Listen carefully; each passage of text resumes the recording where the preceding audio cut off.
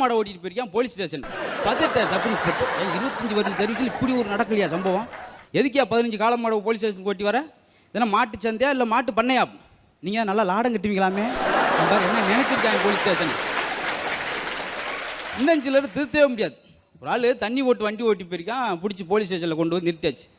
ஏயா ஏன் தண்ணி ஓட்டு வண்டி ஓட்டினேன்? என்ன சொல்கிறீங்க நீங்கள்? என்னையா ஒரு பெட்ரோல் போட்டு வண்டி ஓட்டினா பேசாமல் இருக்கீங்க, டீசல் போட்டு வண்டி ஓட்டினா பேசாமல் இருக்கீங்க, கேஸ் போட்டு ஓட்டினா கூட பேசாமல் இருக்கீங்க, தண்ணியை போட்டு ஓட்டினா மட்டும் என்னை வந்து சட்டையை பிடிக்கிட்டியா பிடிக்கான்? இல்லை அது வண்டிக்கு போகிறதா, இது உனக்குள்ள ஓட்டிருக்கா? என்ன வண்டி என்ன பிரித்து பேசுகிறீங்க?